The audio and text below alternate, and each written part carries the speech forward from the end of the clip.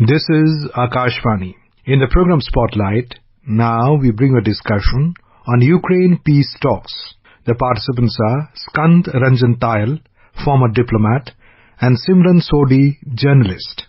Today we are discussing the peace talks that are being held in Jeddah, and we have India's National Security Advisor Ajit Doval, who has arrived in Jeddah to participate in this summit, where national security advisors from various countries have also joined in this two-day summit, which will discuss the Ukraine peace and the possibility of attaining peace in the region. Ambassador Tyal, when you see this getting together of the national security advisors being held in Saudi Arabia, how are the optics being played out? Do you think that there are other players rather than just Europe and West which are also now trying to play a more meaningful role in this Ukraine-Russia conflict?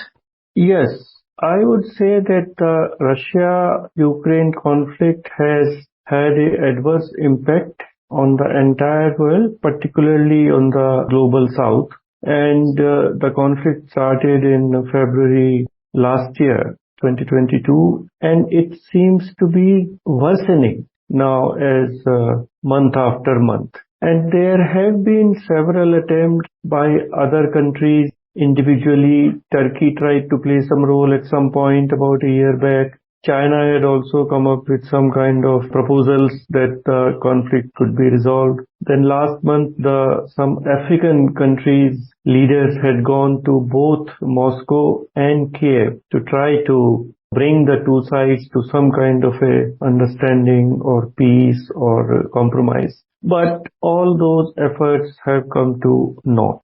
Now the proposal, Ukraine says Ukraine has one proposal of, it has its 10 points proposal it is called. They had proposed it to President Zelensky in the G20 meeting last year in Indonesia in last November.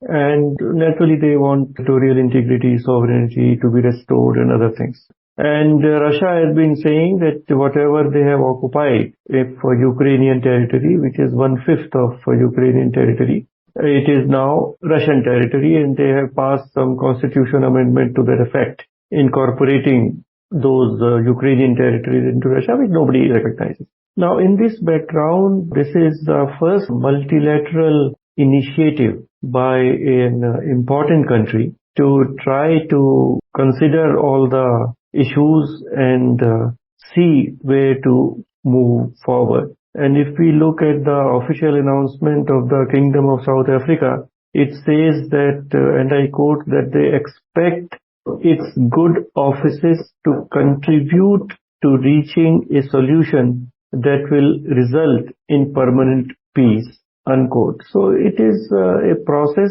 It can have some positive impact, and that's why our National Security Advisor, Shri Ajit Doval, has gone to participate in the meeting.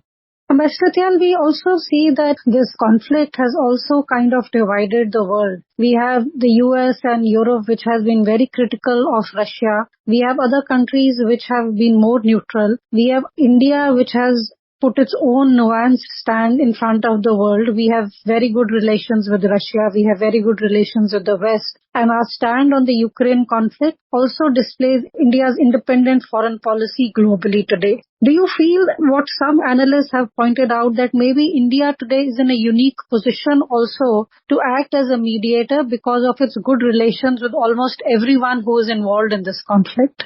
Yes, India is in a good position to talk to all the countries involved and try to bring them to some kind of a middle ground.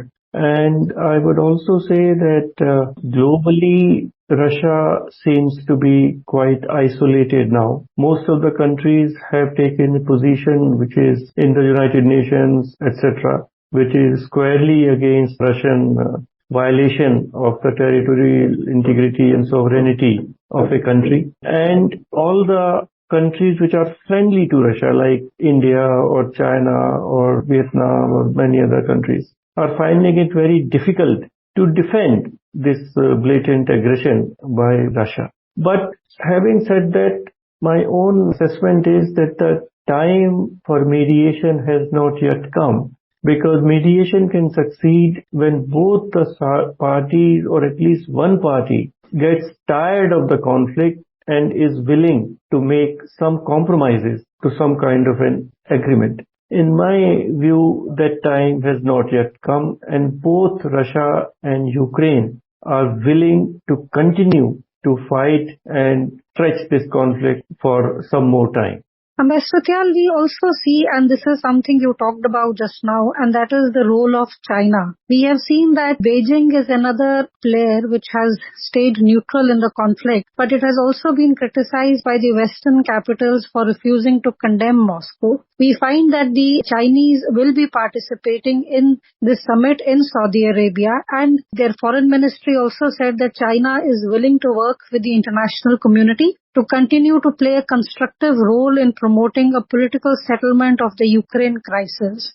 Many people raise the question as to what exactly is the role that China is looking for, because we have also seen that China and Russia of late have come quite close. With India, the tensions are there. With the Western world, China has a very tense relationship. So how do we look at the role of China in all this? Yes, China and Russia are both taking a position generally in international relations which are anti-United States and adversarial to West. But China has very strong economic relations both with United States and with all the countries of Europe. So it will not take a position which is very much close to the Russian position, because it can hurt Chinese economy, which is already under some kind of exclusion, de-risking taking place by the European economies from Chinese economy. So, but yes, China is an important country, and in the Jeddah meeting, South Africa will also be participating. So BRICS summit is to be held in South Africa on 22 to 24 August. But it is unfortunate that President Vladimir Putin will not be physically participating in that meeting because of the criminal warrant has been issued by the International Criminal Court, so that President Putin should be arrested for the war crimes. So that is a very difficult situation. And had President Putin been physically in South Africa, perhaps South African President, Indian Prime Minister, Chinese President, but they could have put some pressure on President Putin to put forward some for compromise to bring this conflict to an end. Ambassador Tyal, we also see that Saudi Arabia of late is also getting more active in playing a role in global politics. And we have seen that Saudi Arabia backed the UN Security Council resolutions denouncing Russia's invasion, as well as its unilateral annexation of the territory in eastern Ukraine. Yet we also see that the US was unhappy with Saudi Arabia when they said they would cut down the oil production. How do you see the role of Saudi Arabia as we go forward, especially in trying to act as a mediator or trying to act as a venue which brings some kind of a resolution on this conflict? Under Prince Salman, Saudi Arabia is certainly trying to increase its global profile so that it is recognized as a global middle power, not just a power in West Asia and the Middle East. Whether it really has any leverage over Russia or Ukraine is questionable, because for any mediator to try to play a role of a middleman or somebody who can bring the two parties together, it should have some leverage on both sides of the conflict. But I really don't think that Saudi Arabia has any leverage over either Russia or Ukraine.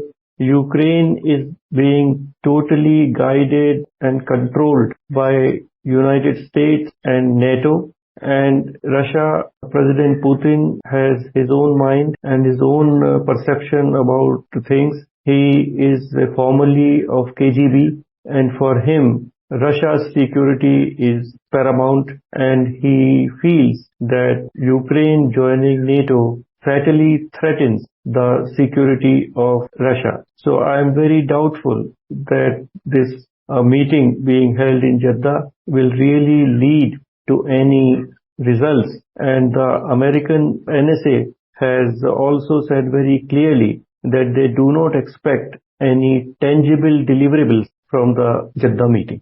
Ambassador Tyal, the question then arises is that if we do not expect any concrete results at the end of this summit, then how should one, as an analyst or as someone who follows world affairs, how should one see this summit? This is a gathering of the national security advisors. India is there, China is there, the European capitals are there. And yet we do not expect, as you pointed out, any concrete results. Then what is the progression that one can expect from such a summit? See, at present we have the Ukraine President Zelensky's 10-point peace formula. We also have Russia's own plans, and we have UN Security Council or General Assembly resolutions which give paramountcy to the territorial integrity and sovereignty of Ukraine. So there is no meeting ground there. Now, if the 30 countries have been invited at Jeddah, Mexico is not attending. They say Russia should also have been invited, but some others may or may not attend. But there may be an attempt to lay down some principles for a possible future solution or agreement or compromise between Ukraine and Russia. Let us see what those principles are. If they articulate only the Ukrainian position, then I am very doubtful that any meaningful result will come out of the Jeddah meeting. It will be a meeting in a process which will be long drawn and with no conclusion on the horizon. Ambassador Tyal, we also see that the Ukrainian president, he was speaking Friday and he said that he welcomed the wide range of countries being represented in the Jeddah talks. And he said this is very important because on issues such as food security, the fate of millions of people in Africa, Asia and other parts of the world directly depends upon how fast the world moves to implement the peace formula. He is, of course, referring to the surge in the food prices which has been triggered by the war. Do you feel that this is also one factor which could prompt most countries to push the warring parties to come to some kind of an agreement to end the conflict? Yes, the whole world has been pushing the two sides to come to some kind of an agreement since the last February. But the balance of the world opinion has been against Russia and in favor of Ukraine. And recently, what we have seen with Ukraine's drone attacks in Moscow, Ukraine's attacks in the last 2 days on 2 Russian ships in the Black Sea, and Russia's attack not only in different cities of Ukraine, but at the grain exporting facility, Danube, from where Ukraine exports grains. Actually, the conflict is escalated. So what kind of message can be sent from Jeddah meeting, and whether the two sides will be receptive to consider that message, I have my grave doubts. Ambassador Tyal, going forward, how do you see this panning out? Do you feel, as you pointed out, that the conflict has actually escalated? Do you feel that we are looking at a long-drawn conflict, or do you think these summits and these meetings actually give us some optimism that we might be looking at a resolution of the conflict in the near future?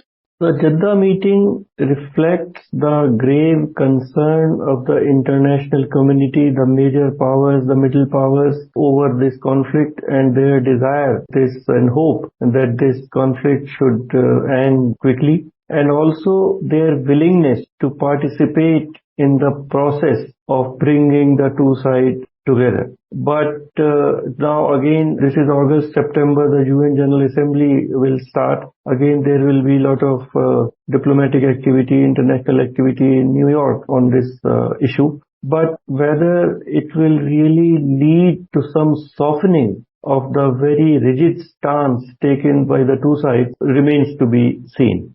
With these comments, we bring today's discussion to an end. Thank you. Thank you. You were listening to a discussion on Ukraine peace talks. The participants were Skand Ranjan Tyal, former diplomat, and Simran Sodhi, journalist. This program is produced and presented by the News Services Division of Akashvani.